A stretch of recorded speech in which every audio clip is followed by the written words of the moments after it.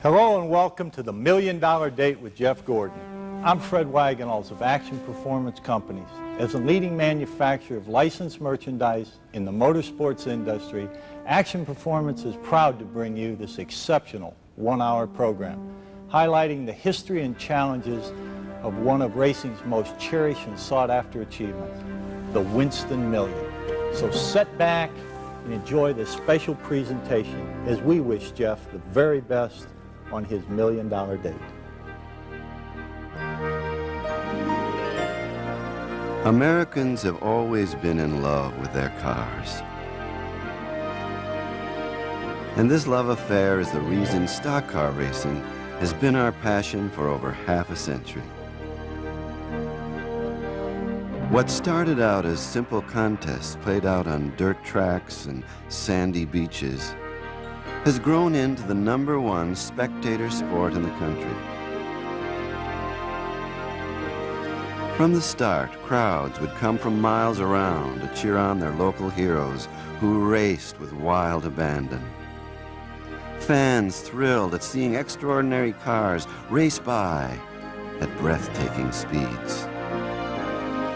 In 1947, the National Association for Stock Car Auto Racing was formed.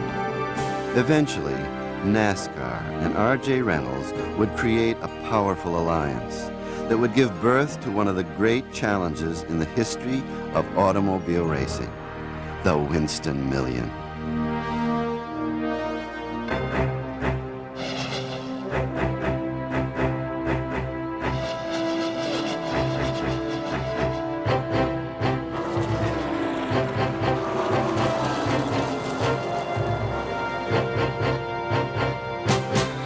Four tracks: Daytona, Talladega, Charlotte, and Darlington.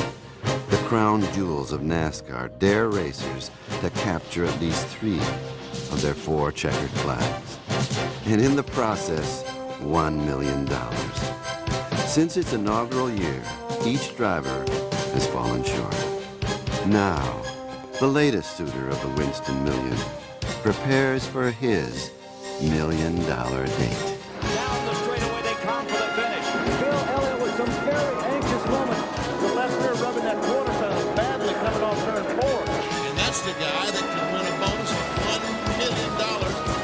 Oh, he's in the wall! Jared is in the wall!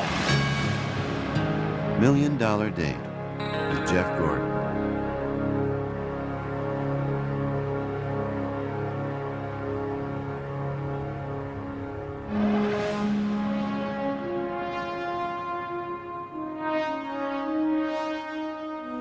The Winston Million. It all comes down to Darlington, the granddaddy of the super speedways. $1 million is won or lost right here. Hi, I'm Jeff Gordon, and I'm proud to be one of the fortunate few to get a chance at $1 Million Date. It's exciting and a real challenge. Every driver who's picked up a little Darlington stripe knows that this track is too tough to tame. Darlington is NASCAR's original super speedway. There were no Daytonas, Talladegas, Michigans. This was it.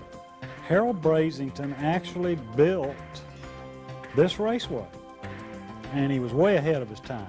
If you think back in late 40s, went to Indianapolis to see the race and came back here to Darlington and said, I'm going to build a racetrack like Indianapolis, and we're going to run stock cars on it. And he started going around town and got some land where there had been peanuts and cotton, and and there were no blueprints, what did you compare it to back then? Everybody around here thought Harold was a nut.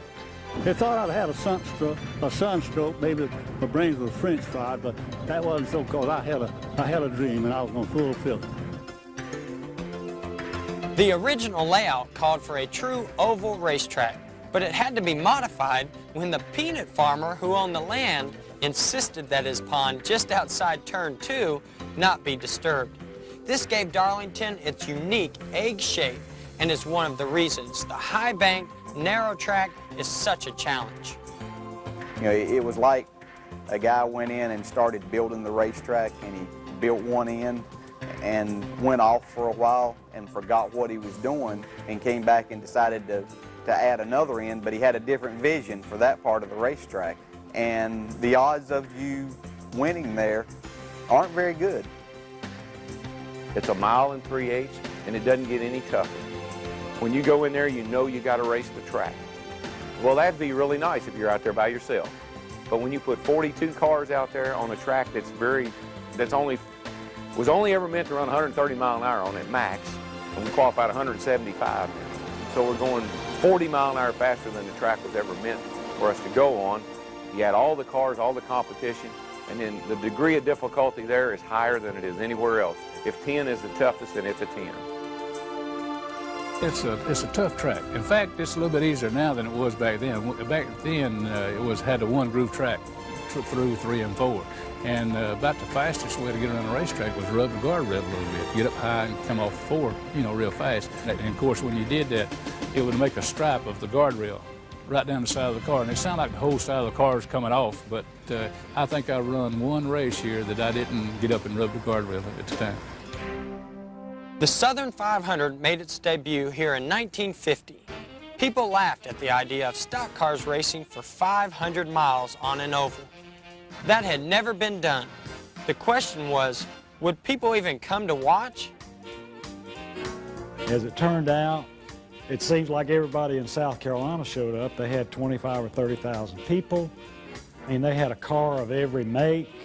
They had drivers from all over the country. I mean, they had Cadillacs, Oldsmobiles, you name it. And the winner, Johnny Mance, was driving a 1950 Plymouth right off the street. Roll it out of the showroom and run it down there in the pits, and that was the race car. What a day that must have been. The granddaddy of NASCAR was born, and the first crown jewel was set. In those early years, because it was the first stock car track paved in asphalt, Darlington was nicknamed the Lady in Black. Now, it's simply known as the track that's too tough to tame. When we return, we'll take a look at the birth of the Winston Million and a legendary track that began on a beach.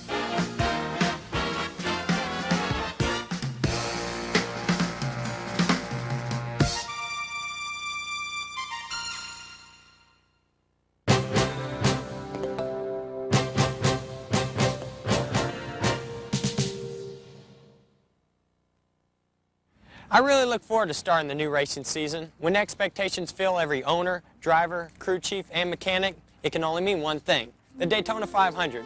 It's a Super Bowl of NASCAR, and it's our most prestigious race.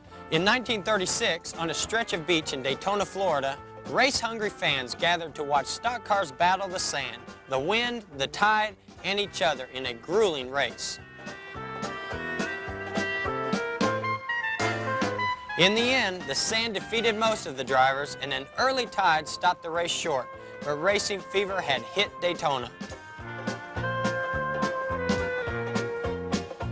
As the sport's popularity grew, the crowds and the tide proved to be too much for that stretch of beach, so in 1958, ground was broken for the 2.5-mile Daytona International Speedway. What they've done is take racing off the sand and put it into this multi-million-dollar race plant, the famous Daytona International Speedway, a 2.5-mile tri-oval course that's said to be the fastest track in the world. The second crown jewel was now in place. I love Daytona because that's when everybody's the happiest. You're enthusiastic. You've got the greatest car, you got the greatest crew, you got the greatest sponsor, you got a new paint job, you got new uniforms. Everything's perfect. But there's a lot to be said for people that win any race at Daytona, but particularly the Daytona 500, because no matter what else we ever do, that's still traditionally our Super Bowl. By 1985, NASCAR and Winston were enjoying their 14th year as one of the most successful sports marketing marriages in history. But instead of sitting on their success, RJR added fuel to the competitive fire by offering a bonus like none other. You know, the Winston Cup Series was based on all tracks being equal, and it is still that way today. At the same time, there are events out there like the Daytona 500, which is the most prestigious, the Winston 500, which is the fastest at Talladega, Coca-Cola 600, which is the longest, and the one that has the most heritage to it, which was the Southern 500, which is now the Mountain Dew 500. So we looked at those events and we said, can we put up a program? Can we make something happen there? Let's put up $1 million for anybody that can win 3 of the 4 races. And let's just see what happens. In 1985, you would have thought that the entire area around here was just at the point of explosion over the fact that the possibility that one person driving a race car could win $1 million. For most drivers, winning any one of the crown jewel races in a season was a feat. Winning 3 seemed inconceivable. How many chances do you have at winning $1 million and winning 3 of 4 specific races in a year? And you know, I looked at it as just an opportunity to be a part of history. You know, a championship is the ultimate for a driver. Winning certain races is what you want to do. But the Winston Million has kind of its own place, that we're talking about having to win 3 of 4 specific races. And that's very difficult to do, to set your sights on that. I mean, people would do a lot of things and crazy things to win even 3 races, much less 3 of these big races. And it stands alone as something very special in each driver's heart. So with a new incentive and the odds stacked against them, drivers prepared for the '85 season, knowing with a few good breaks, any one of them could make history. But it would have to begin at Daytona. If a driver could only win 1 race, I can tell you, it would be the Daytona 500. That race alone makes legends of men and their machines. In a moment, we'll meet some of those legends.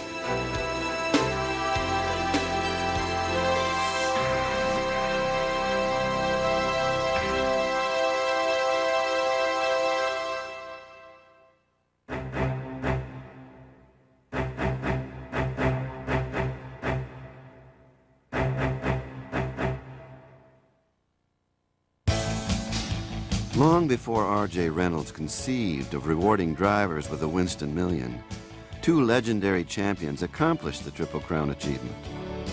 In 1969, Leroy Yarborough won the Daytona 500, the 600 at Charlotte, and the Southern 500 at Darlington.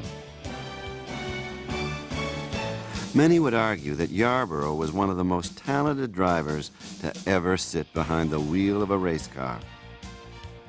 He had a hard-charging style and was one of the most flamboyant personalities on and off the track. Great competitor, a lot of fire inside, and it's hard to believe that he never won this. Tremendous concentration is what I remember and seeing at him as a driver.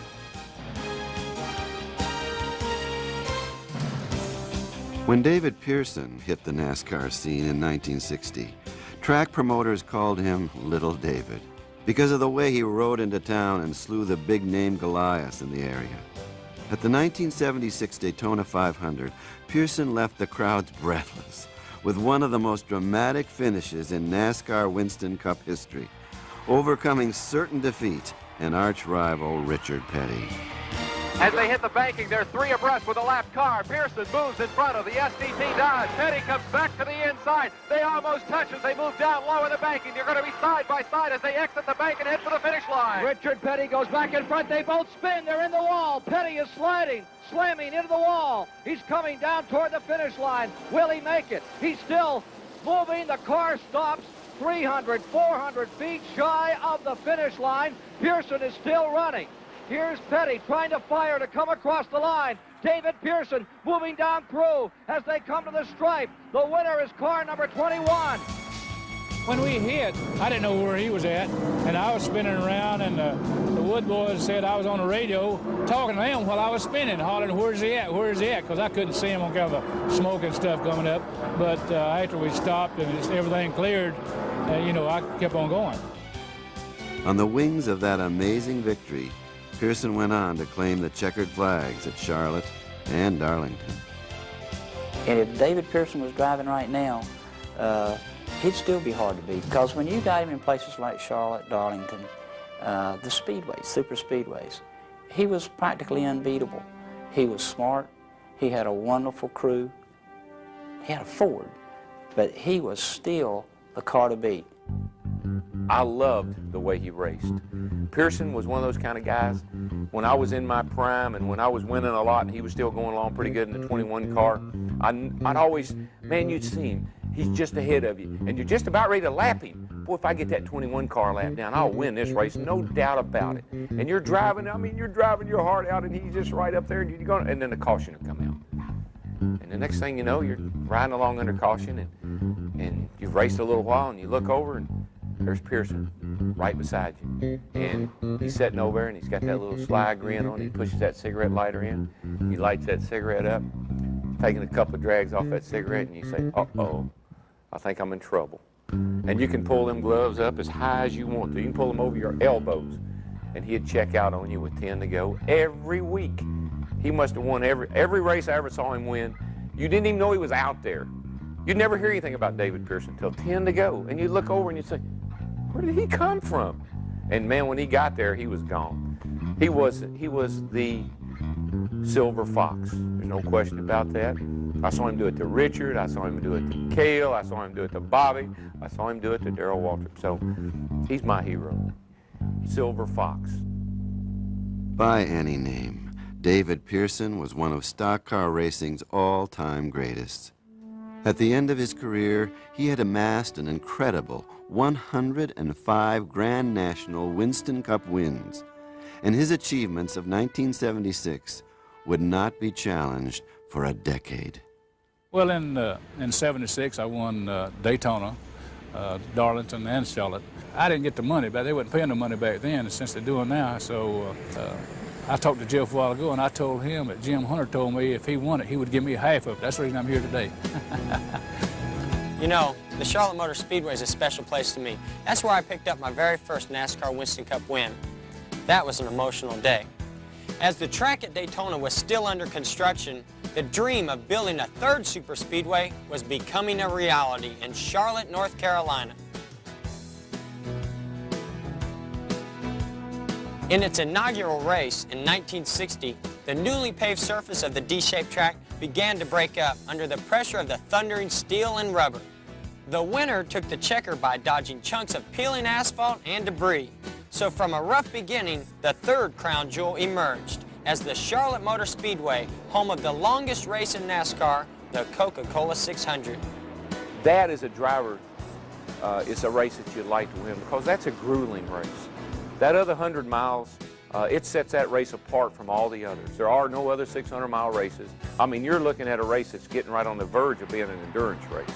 It takes a special car, it takes a special effort on the driver and the crew and everybody else to prepare a car to run that other 100 miles. Most of the ones I won, the 5 I won in that last 100 miles. Coming up, we'll meet the man known as $1 Million Bill. Stick around.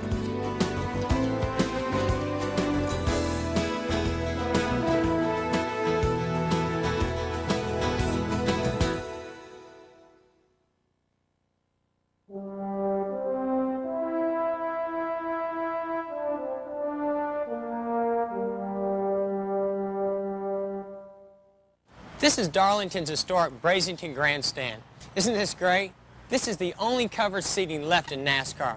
I'll tell you another place that's really historic is the Speedway at Talladega, Alabama, the biggest, fastest, most competitive motorsports facility in the world. NASCAR records are made and broken there. The high bank turns allow cars to run flat out the entire length of the track, reaching incredible speeds. It's these speeds of up to 200 miles per hour that force you not only to respect the track, but also the competitors around you. Built in 1967, the first race there resulted in one of the biggest controversies in NASCAR history. The raw speed the cars were reaching during qualifying began to tear up the tires, shredding a 2-inch strip in the center after only a few laps. It got so bad that many of the top drivers pulled out. In time, the track that began with such a rocky beginning would emerge as the fourth crown jewel of NASCAR and the proud home of the Winston Select 500.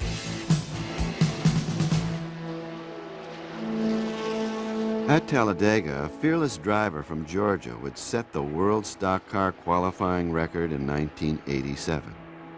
But 2 years earlier, Bill Elliott, his dad George, and brothers Ernie and Dan prepared for a $1 million season. As Daytona neared, the $1 million bonus seemed out of reach for the Elliott team. In 3 seasons, they had never won the Daytona 500, the Winston 500, nor the Southern 500. But awesome Bill from Dawsonville had a winning combination, a good car, and a great team.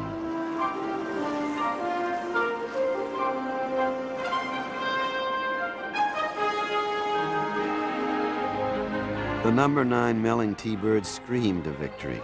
The competition literally burned out trying to keep up. Bill Elliott had easily won the first leg of the Winston Million. Next came the Winston 500 at Talladega. He would need to come from behind to win this one.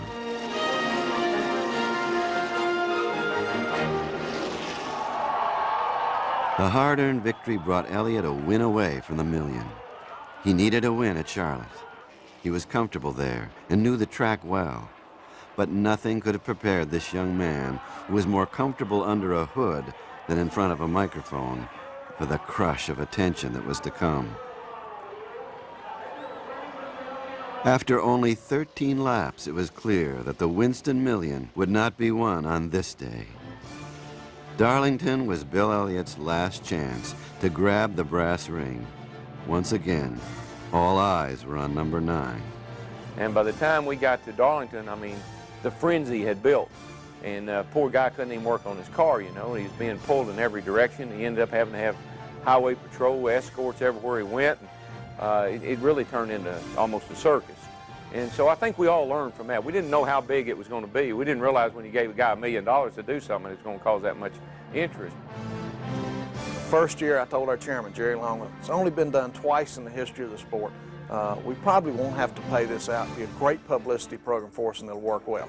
Chairman looks over at me and he said, Wayne, he said, what are you going to do if Bill wins this race today? I don't think you budgeted the money. And he was right. We had not budgeted the $1 million to pay it out. But soon enough, the track, too tough to tame, reached up to snatch victory from Elliott's grasp. Bill had transmission line come loose. Car goes up in smoke. He's running around. Jerry looked over at me and he said, well, that just saved you $1 million. And I said, yeah, it sure did. Come down. Ernie and the guys came over the wall, fixed the transmission, put him back out. At Darlington, a talented crew is an absolute necessity. But sometimes you need a miracle. Front for the front position in the 36th annual Southern 500. Yarborough trying to play the rabbit. Bill Elliott playing the hound. He's got $1 million up for grabs, and one guy from nearby Sardis. And oh no, an engine. It looks like it's gone away on Cale Yarborough. And look at Elliott go down on the apron trying to get around. Bill Elliott with some very anxious moments. Fortunately for him, the entire field behind him senses the situation and let him go.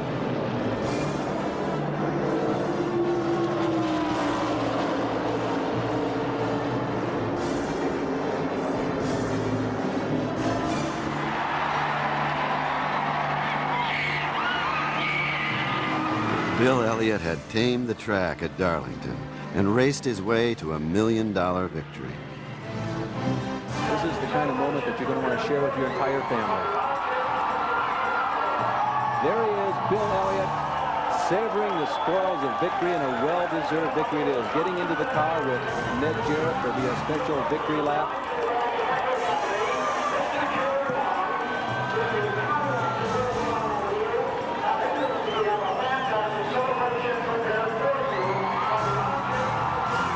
Winning the Winston Million was an incredible accomplishment for the Elliott team, but it did even more for the sport of stock car racing. This is the greatest moment in sports anywhere. Think where any athlete that ever went through what Bill Elliott went through and won $1 million, nobody's ever done. And as Bill said before, there's nothing like being the first. I've been covering races since 1972, but when Bill Elliott won the million, I think that's when the media explosion happened. because everybody said, goodness, look at NASCAR. You know, there's really something here we need to look at. And flowing down are dollar bills, $1 million bills, apparently from Winston. Bill? I'll tell you what, I couldn't believe it. When Winston put the money up last November or December, I couldn't believe that I'd be the one that was able to get it. I'll tell you what, I can't believe it. We're just surrounded by it. This is absolute pandemonium here. The entire grandstand is still standing. Photographers are ready. The emotion of the moment is hard to describe. Victor Lane was just unbelievable. We had Sports Illustrated guy there. Every newspaper in the country had a story about it. I think it's one of the things when you look at milestones that have happened in NASCAR Winston Cup racing since its inception. Certainly one of the things that's moved the sport forward was the Winston Million and Bill Elliott winning. Bill Elliott became $1 Million Bill from Dawsonville.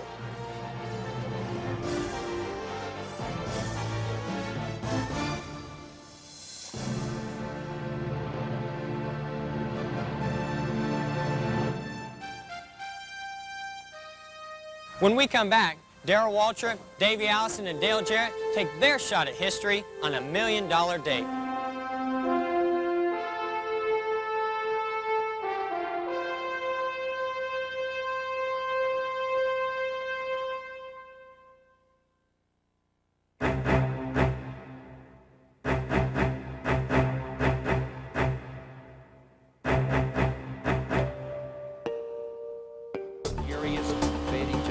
Since 1985, only 3 stock car drivers have earned an invitation to the $1 million date. The first was Darrell Waltrip in '89. He kick-started the year with an improbable finish at the Daytona 500. 2 to go, and I'm out of fuel. I called Jeff on the radio. I'm in tears. I'm out of gas. I can't quit. No, stay out, stay out. Come around, take the white flag. The white flag's out. I'm out of gas. I'm not going to make it. Fuel pressure's diving all over the place. I'd been drafting everything that moved. I know you hear it all the time, and it sounds like one of those things that drivers and crew chiefs make up. But the thing ran out of gas coming out of turn 4. I mean, it's pop, ping, but I knew it didn't make any difference. I was going to coast across the line and win my first, and unfortunately only, Daytona 500.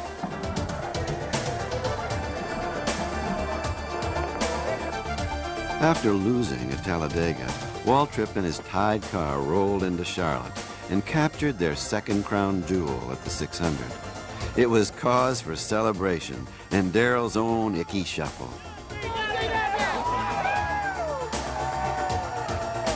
The hunt for the Winston Million was on again. Next up, the old nemesis, Darlington.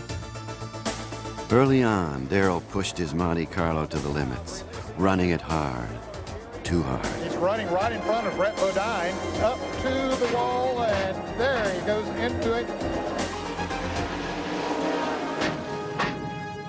7 years later, the next challenger arose from a family of racing legends. Davey Allison seemed destined to take home the million. You know, I always felt Bobby Allison was, if not the best, one certainly right there with the best. His son was better. In only his 5th year on the NASCAR Winston Cup circuit, Davey roared into the season, winning at Daytona and then again at Talladega. After a misfire at Charlotte, Allison and Darlington were paired for yet another $1 million date. And that's the guy that could win a bonus of $1 million, and he's where he needs to be to win. We're at Darlington, and we're going to win this race. We have a really good race car, and it comes up to making the decision that we had some clouds in the sky, and it looked like maybe rain. Rain or no rain, they can't afford to run him out of fuel here at Darlington and possibly lose a lap and lose a chance at the Winston Million. So they're going to roll the dice. We're watching for Davey to come The Yates team decided to play it safe and take a pit stop to refuel. Unfortunately, they had made a costly decision. Take the lead, and now the race has been stopped. The Southern 500 is under red because of rain. Darrell Waltrip's Western Auto Chevrolet, the first car behind the pace car. It ain't enough to keep us from going the rest of the way. A big smile from Davey Allison. He knows they still have a good shot at picking up $1 million as he will Moments try later, a downpour.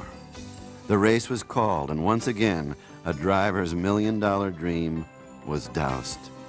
Tragically, Davey Allison would never get another shot. Davey Allison was one of the best young talents ever to come along. Had a lot of pressure on him from a famous father, from a famous uncle. Davey Allison, had he still been with us, would have won a lot of championships, and I will assure you, would have won the Winston Million. The '96 season saw a surprising driver make his bid for the Winston Million. With a new team, a new car, and a new sponsor, Dale Jarrett thundered through the competition at Daytona. And Dale Jarrett is going to pull it off at Daytona, his second Daytona 500 win. Wow! It's almost as good as it was the first time. At Talladega, Jarrett literally lost by inches, as Sterling Marlin edged out the number 88 Ford by a mere 22/100ths of a second. But forgetting the disappointment, Dale focused in on Charlotte. From the starter's signal to the wave of the checkered flag, Jarrett dominated the race. Probably the best race car that I've ever had in a race at the 600 that night. Anybody could have won with that car. I was just fortunate enough to be driving it that night, and just a tremendous race for us. And then it hit me that, hey, we've got a chance at something special here. It's only been done one time, and going to a place that fittingly it should be. To win $1 million, you should have to try to do it at Darlington, the toughest racetrack that we race on. The air was electric at the Mountain Dew Southern 500. Jarrett sat on the pole. Conditions were perfect. The green flag dropped, and Jarrett began to pull away. Obviously at Darlington, you hear so many times you race the racetrack, and that's basically what I was doing. But the car was so good that at that point in time we were kind of pulling away from everybody, and I was just literally taking it easy. I wanted to make sure that we had a chance at this. And I was a little more than halfway down the backstretch when I saw, I believe it was the 33 car, get sideways in the corner, entering turn 3. But you know, I'm coming up to lap someone this early in the race. You think they've probably got handling problems anyway, and so I just kind of dismissed it. Oh, he's in the wall! Jarrett is in the wall! I think Brett Bodine must have blown an engine up in front of him. Oh, no! I'm in the wall. I was already in the corner with the line that I was running when I realized what was going on. And as soon as I hit the oil, the car took off. And a driver's first reaction when something like that happens is to get on the brake. And that was my first reaction. But that's the wrong reaction, unfortunately, because all that does is make the car slide more. And we still made a run at it, but the car just wasn't what it was at the beginning. Once again, Darlington would not be tamed. It wasn't about the money. It was about our team accomplishing something, especially in the first year, that we could do something like this. And the effort that had been put forth by these guys was just tremendous. And I knew how badly they wanted to be a part of history. And I think that that's what was on all of our minds. And in a split second, it was taken away. But that's Darlington.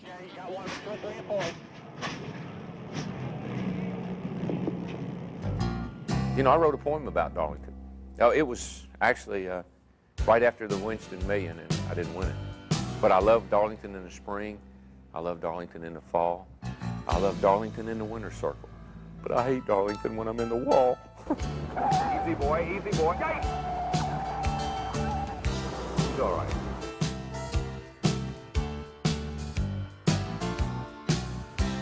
We'll be right back with $1 Million Date at Darlington.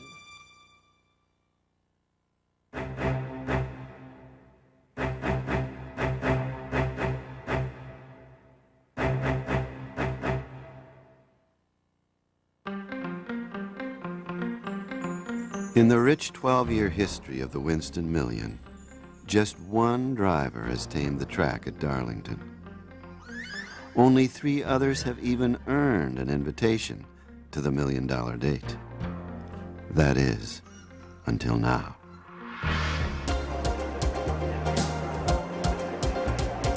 Jeff Gordon began the '97 season at Daytona in hopes of capturing his second Winston Cup championship. An unscheduled stop at lap 110 left Hendrick's number 24 car nearly a lap down. Jeff hacked his way through the dense field, moving from 31st up to the leaders. Left right there. The car's out of shape. He hits the outside wall, then into Gordon. A late race pileup spun 3 competitors, and while a tangled mass of metal whirled behind him, Gordon flew low on the apron, passing Bill Elliott to take the lead for good. Whoa, look out on the flat here. Gordon's trying to get by Elliott, going into turn one. And Elliott gives him room. Good looking. And look at Labonte going up the outside. And here comes Craven. The Hendrick stable giving it their best for Rick Hendricks here today. The Hendrick Racing Team finished 1, 2, 3. A first at Daytona. Jeff Gordon became the youngest driver ever to win the Super Bowl of racing. The Rainbow Warriors and crew chief Ray Evernham once again proved they were ready for anything. Ray, more than any crew chief that I've ever worked with, plans for things happening that he can't control. And as you can see throughout the 4 or 5 years that Jeff's been winning races, you can see that things don't always go our way. But Ray's prepared enough, the crew's prepared enough, that we can turn a bad situation into a win. Jeff was now focused on Talladega, where the wide sweeping turns and blazing straightaways can easily snatch victory from a driver's grasp. Jeff Chevrolet was only able to hold the lead 4 times during the blistering 188 laps. As for the Winston Million, the dream would have to wait until the 600 at Charlotte. Rain clouds hung over the motor speedway. It was either an ominous sign or simply gray shadows hiding a silver lining. Overcoming a rain delay and trouble in the pits, Gordon once again set his jaw and came from behind. Down the straightaway they come for the finish. Closing his wall. It's too late. It's Gordon across to win his second 600. Well, feel good. It was very important to me. I really wanted to come back. We haven't run really good here the last couple races, so I'm just so proud of these guys and that driver. You know, we had problems. We fought back from a couple different problems, and here we are in victory lane, you know, right here in Rick's backyard. Hey, Rick. Hey, Linda. And I got to thank God, too, because we prayed pretty hard with Max to help us make the right decisions, and thank God that we did. Now only one thing stands in the way of Jeff Gordon and the Winston Million, his date at Darlington. There is no escaping it. The lady in black is the one he'll have to beat. That's the home of the Southern 500. That says it all. That's Bill France racetrack. That's where I used to watch David Pearson go and just absolutely dominate. And David Pearson was my hero. And now to go back with a shot of winning the Winston Million with Jeff is going to be a thrill. Nothing could keep me away from Darlington. On that day, the day Jeff Gordon runs for the million here at Darlington in 1997, that day could be a real day in history, because he could become the first driver to win the Winston Million since Bill Elliott, which was 12 years ago. He could become the first driver in Darlington's history to win 3 consecutive Southern 500s in a row. And to do that, as young as he is, buddy, he's tough. I am impartial, but I'm pulling for Jeff. Jeff Gordon is cool under fire. We know that. He's mature beyond his years, so I know he'll go there, and I know he'll do a good job. And I'm sure Ray and he probably have some sort of financial arrangement worked out, and it would probably be in Ray's interest for Jeff to win that $1 million, and I'm sure they'll work together as a team, and I wouldn't bet against them. When you have someone of his stature that is capturing the attention and raising our sport to another level as he is, he's going to bring in even more media than what we had last year for our opportunity at it. So I think that if Jeff plays it right, he can have a lot of fun, but with the attention that he gets anyway, he's going to have a tough time with that. And, you know, as he won whenever, you know, it was my opportunity, I hope that I can win and take his opportunity away. If Jeff Gordon can pull it off this year, it'll be just as successful this year as it was in 1985 with Bill Elliott. If somebody won it 2, 3, 4 years in a row, it would not be as successful.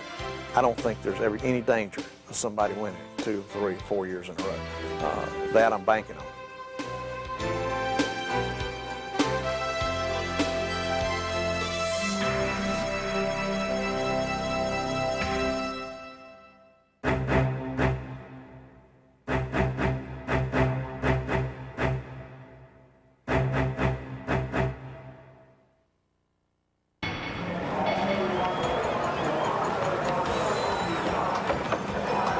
For Jeff Gordon, the long journey of the Winston Million weekend would begin with a familiar assignment: to earn the best possible pole position for his team.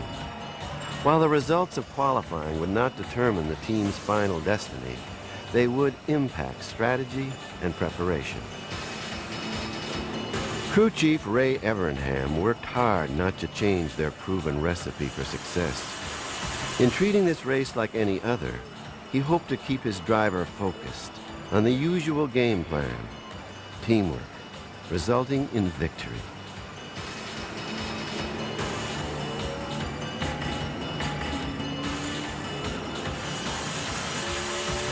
As Jeff entered the track, his car was running solid, but not spectacularly. He pushed his Chevrolet to the limit, and unlike Dale Jarrett's pole finish for his $1 million day in '96, the 24 car would have to settle for 7th position in the starting grid. But seeing the silver lining, Gordon determined to be satisfied with a top 10 finish and to make the most of it. All around him, however, swirled expectations of the Winston Million. Jeff is a guy that has taken this now to a different level, because what people are talking about right now is the Winston Million. If he wins this race, he wins the Winston Million. Well, beyond that, it will be his 3rd straight Southern 500, which since 1950 no driver's ever done, ever. It'll be his 4th straight win at Darlington, which no driver has ever done, ever. David Pearson's won 10 races here, and Dale Earnhardt's won 9.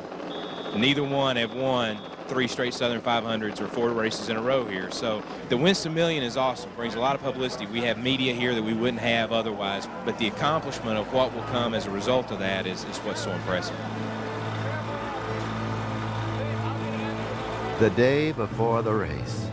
Now, only 24 hours for 43 race teams to make final adjustments to race setups. Valuable practice time to study, test, modify, and otherwise pursue automotive perfection.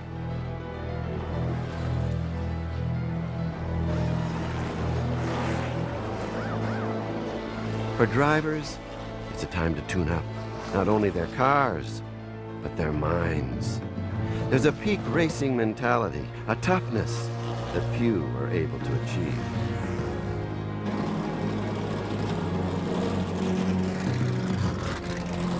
The Hendrick Monte Carlo still seemed to be struggling.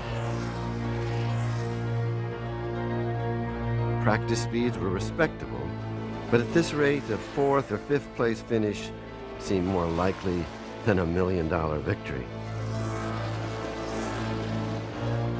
Now the 24 team had just 1 practice hour remaining to address their concerns.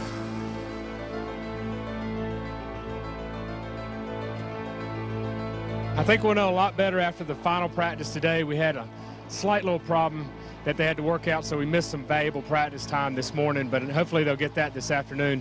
The car's a good car, tested well down here when we were down here 2 weeks ago, and I think we got a good shot at being competitive, hopefully winning the race, but if not winning the race, definitely top finish for the championship. You know, if we do our job, we can come out of here with a couple different things. It's nice to come out here with $1 million. Even in the midst of a $1 million day, Jeff's heart for his fans is apparent, especially kids who are hurting. Yeah, well, smile big. Look up there.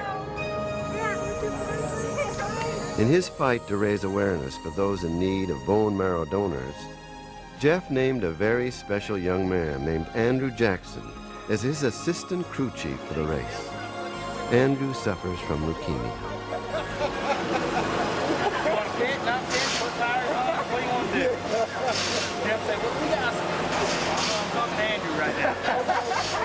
Andrew and I are discussing what we're going to do here.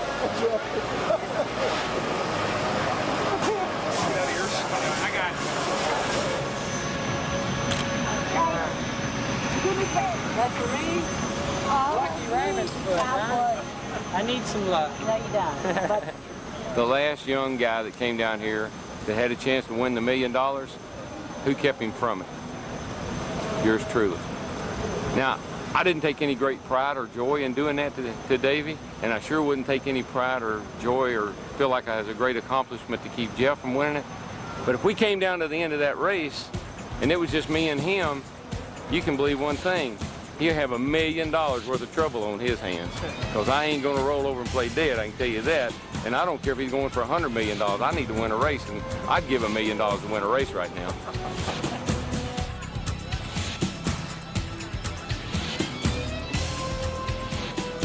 It's called happy hour, but at times the name is deceiving. Intense hour would oftentimes be more fitting.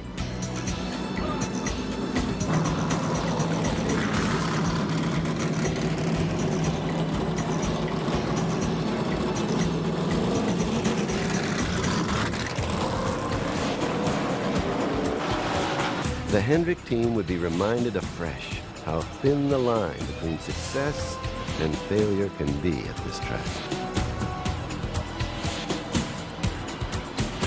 Watch as they come off turn 2.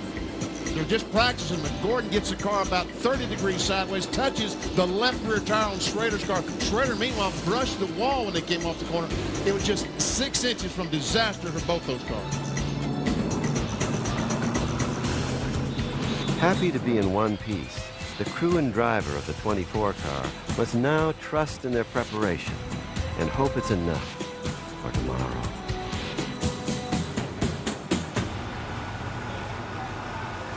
It's exciting, and there's a lot of excitement around this race, and you can tell a little bit of a difference among the fans, the media, and of course in our team. But we're having a great time, and so far everything's pretty good. You know, we're right where we need to be. We're not the fastest car, but we got a car capable of winning, and it should be interesting all day tomorrow.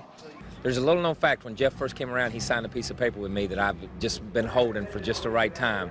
And it's got fine print on it. It's on the back of a Harris Teeter grocery store bag. That's okay, but it says I get 99% of the Winston Million, so I'm pulling for him tomorrow. I'll be the blocker tomorrow. I mean, if he needs me to fuel him, I'll stop and get out of my car and fuel him. That's how dedicated I am to this effort. To Jeff, drive the wheels off of it and bring me my 99%.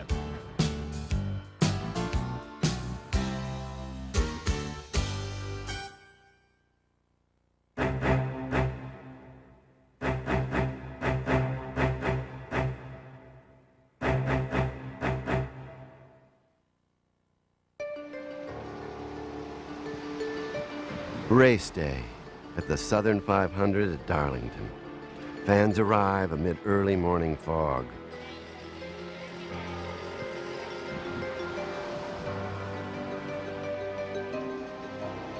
Something historic is in the air.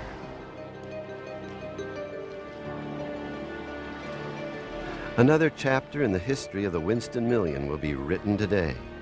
Will Darlington remain too tough to tame, or will Jeff Gordon accomplish what no one has since 1985?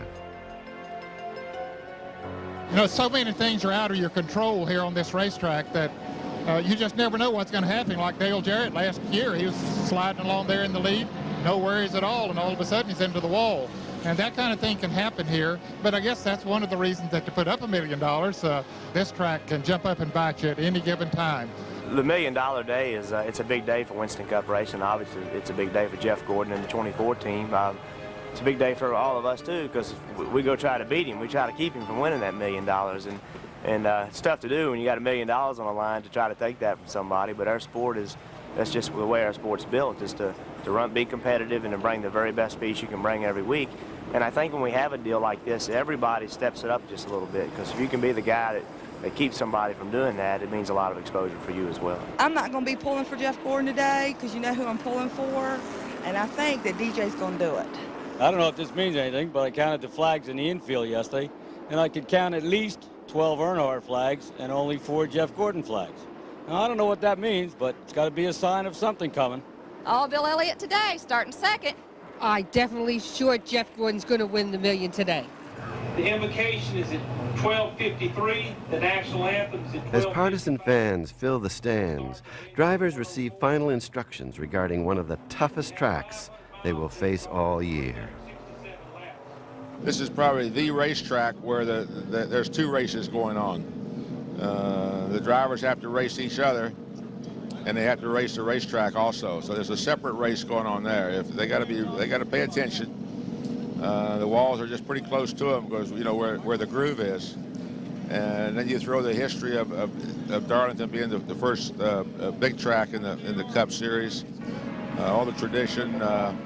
You know, it's a little bit like I guess Fenway Park is in Major League Baseball. It's just a different place, and it's not the routine normal racetrack. It's very challenging. One day he would win the lottery. Who else would wish they would have just one chance to chase a $1 million rainbow? Today, all eyes are focused on one man and his pursuit of the American dream. A familiar moment has arrived. Time to lay it all on the line and win the race at Darlington. Jeff Gordon take home the $1 million.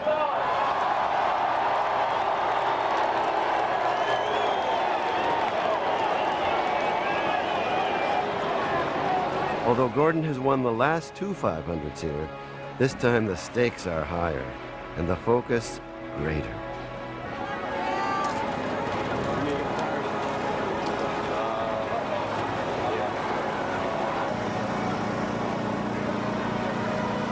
All right, Jeff, back. Tear him up.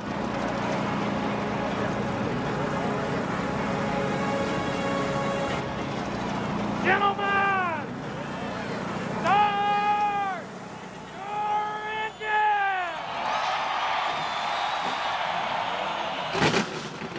As racing's battle cry rings out, engines roar, hearts pound. There's no turning back. The crowd is on its feet. Every seat is filled. The 48th Mountain Dew Southern 500 is under green.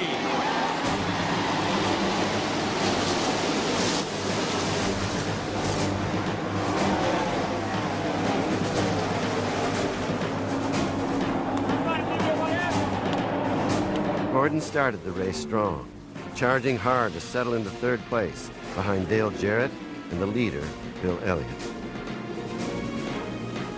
Only 38 laps into the race, Jeff's Monte Carlo began to loosen up. It was the first of many challenges that would arise. All right, bud, you're running a pretty good clip there. Is the looseness all the way through or just exit? Pretty much all the way through. I'm doing all I can right now to hang on to it. 10-4. Be smooth, do the best you can. When we say we'll get you tightened up, bud. Doing okay, man. Pit stops will be 10 to 15 laps. Have me look at your temperatures again when you get a chance.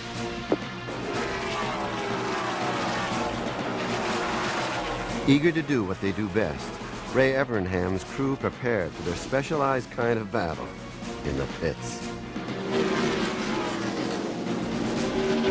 Jeff Gordon's Rainbow Warriors go to work, and they put the handle in the right rear. They're going to work on the track bar and try to tighten the car up. You heard Jeff Gordon say to Ray Evernham, I'm doing all I can do to hang on.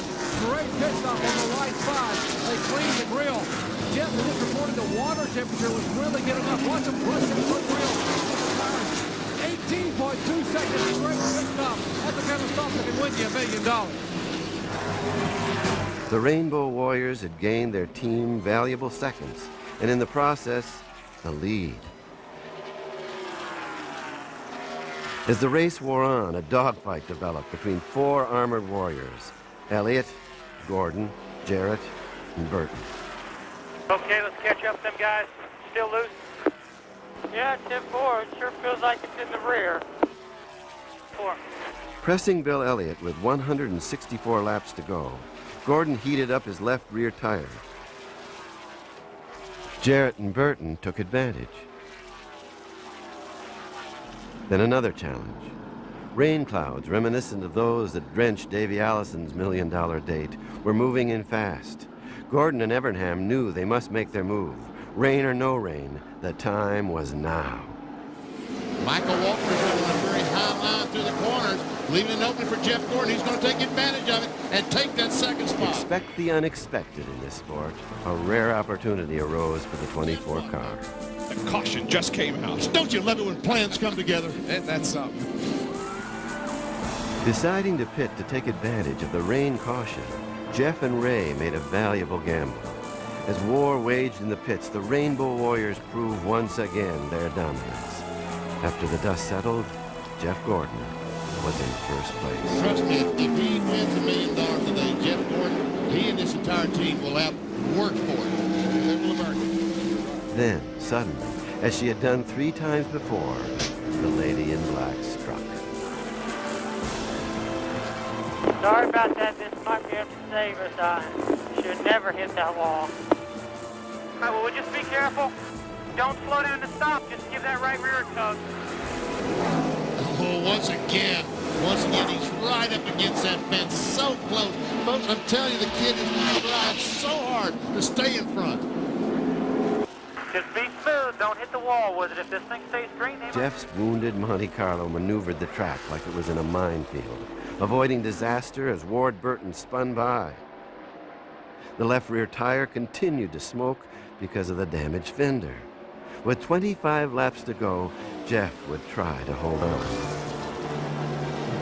Andrew Jackson, assistant crew chief today, watches Jeff Gordon go by. Young man looking for a bone marrow donor. An unexpected surge from Jeff Burton turned the race into a 3-car battle. 5 to go with the Southern 500. Gordon is the leader and will win $1 million if he wins it.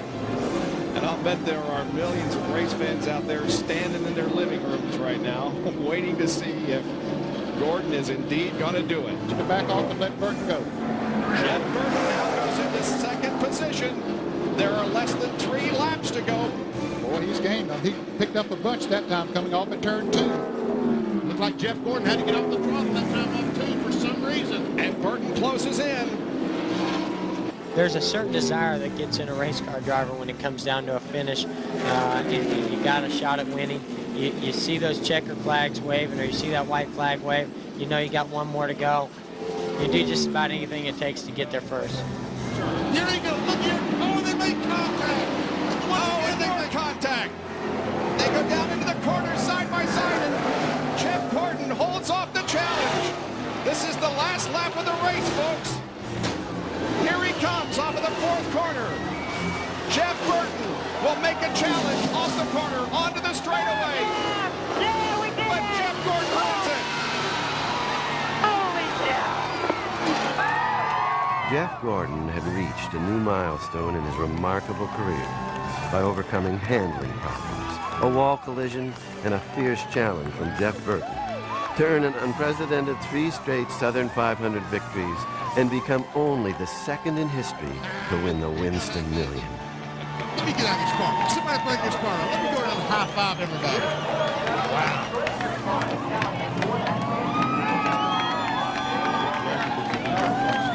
Yes, it is. This is a moment in racing history right here. The car has made it to victory lane. There are precious few moments in sport when a team of dedicated athletes rise to an occasion and truly earn a victory. For Jeff Gordon and the Rainbow Warriors, this is one of those moments.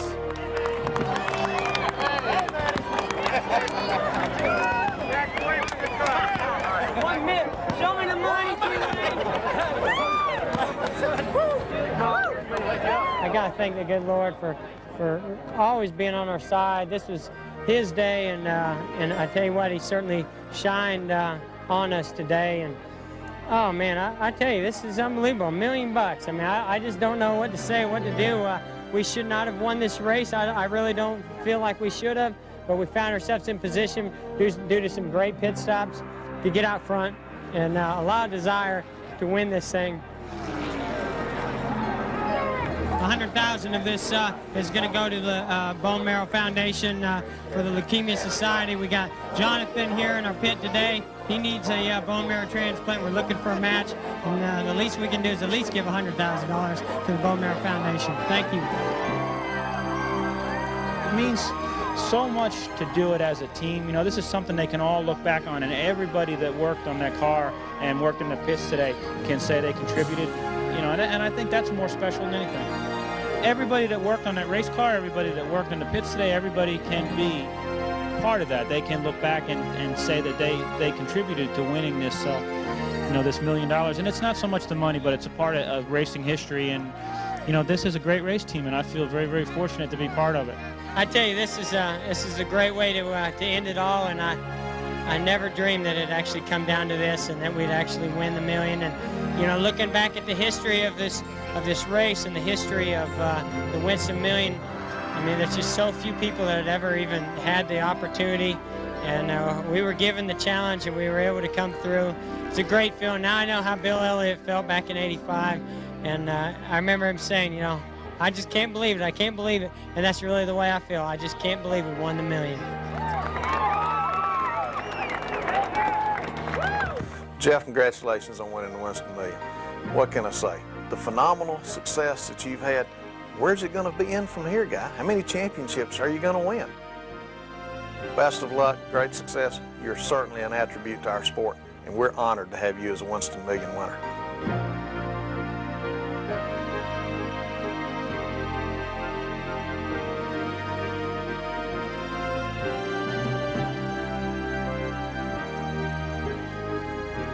It is a challenge with no equal in professional sport. A feat virtually impossible to accomplish. A reward tenaciously pursued by gifted athletes reaching for the honor and the glory of the Winston Million.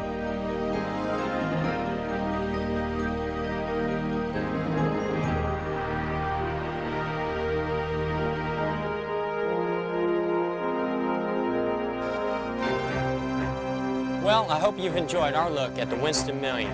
I'm sure you can appreciate my interest in it. 11 years is a long time for this track to deny drivers like me a victory. I'm Jeff Gordon. Thanks for watching. I'll see you here in Darlington.